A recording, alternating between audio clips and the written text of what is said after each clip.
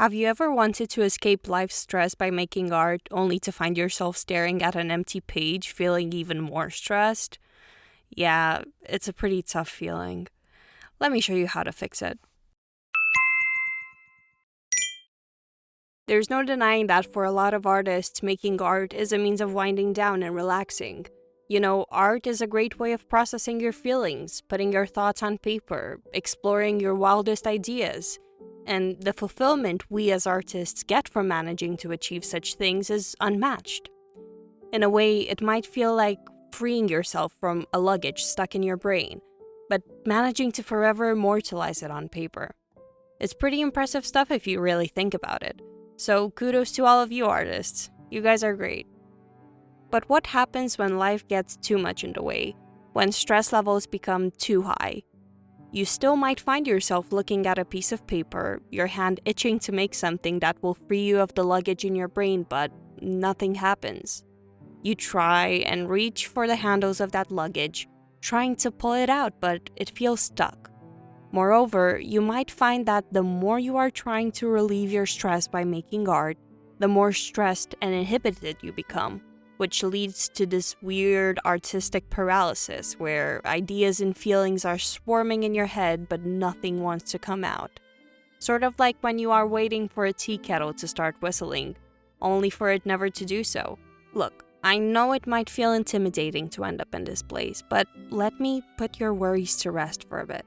What you are feeling is completely normal, and even more common than you would think. If I'm completely honest with you, the art process you are currently looking at is a result of me trying to make art when I was feeling completely overwhelmed by life in general. And if you were to skip to the final seconds of this video, you would notice that I actually managed to finish this piece, despite my stress. So yes, it is possible to get over the burden of making art even when you're stressed. With all that being said, allow me to give you my advice on how to make art even if you are stressed, because this is a challenge that all artists will face and must know how to overcome. Let us start with the basics. The endless question of what to draw. Although I am sure that you are keen to constantly push your limits and learn new things, doing so when you are overwhelmed, stressed, or anxious might not be the best choice. If you are seeking to learn something and challenge yourself, I have usually found that a calm and relaxed environment will offer you the best chances at success. You see, developing your skill in a targeted manner takes a lot out of you, and in order to learn something correctly, you need to pay attention to technique and detail, whilst constantly critiquing your work and accepting that you will fail a couple of times before getting it right. However, if you're stressed or anxious, my friend, you might not have the resources to keep up all of the things I have previously mentioned. This is important, as it might cause you to feel even more frustration and stress, and it might lead to art block, which is really not what you want. Instead, I suggest you draw something you are comfortable with, something that you consider to be simple. In my case, I opted for depicting a character from a game, because I had plenty of references and the design is simple. By the way, if you are wondering who the character is, they are called Muggles, or Muggles, and they belong to the Final Fantasy XIV universe. I thoroughly recommend this game, and it is very fun and relaxing. One more thing I would like to mention in the drawing section of this video that really helped me get my hand going even when I was feeling stressed was making small, simple pieces. Very much like a drawing topic that you are confident in, a simple piece allows you to pass that ugly stage much quicker compared to a full-fledged illustration. This, however, does not mean that what you create needs to be quote-unquote boring. Let your creativity run to unexpected places. Here, for example, I chose to depict the Moggle's antenna as a reading light, and add some stars because the antenna sort of looked like a moon. Not rocket science exactly, and not an incredible feat of human creativity, but a small push that still allowed me to be playful while not engaging in planning and thumbnailing and anything complex. Just put your pen on paper and go out with what comes first.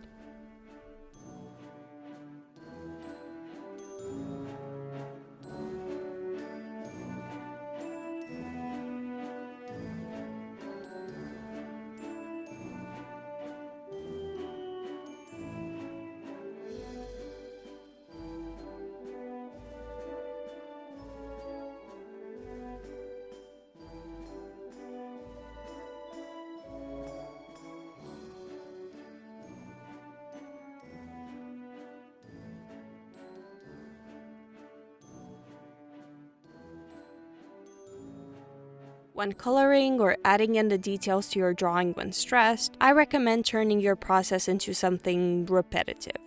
Something you can switch your mind off to. No masterful strokes, no ultra-thin detailing brushes, no painstaking hashing, and no layering.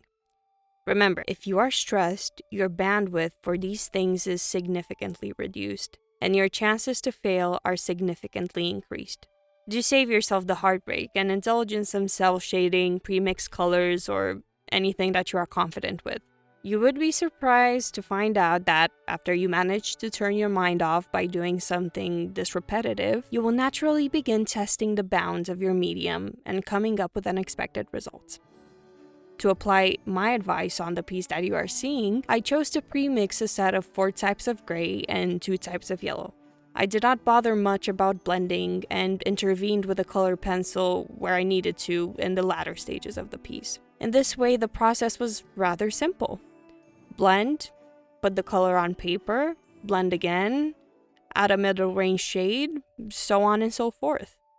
This really helped me, and it gave me the space and silence to calm down and turn my brain off, while still managing to do art. To put it in other words, the best way to approach art when being stressed is by thinking like a child. You see, it is fascinating how much children trust the process they are going through when they create art, and how much they let themselves be enveloped in their activity without much thinking.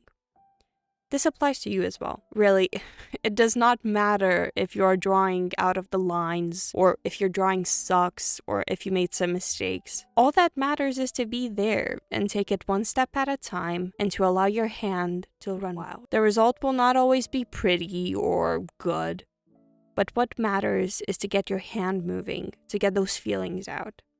That is what will help you get going when you are stressed, but still feel the need to create.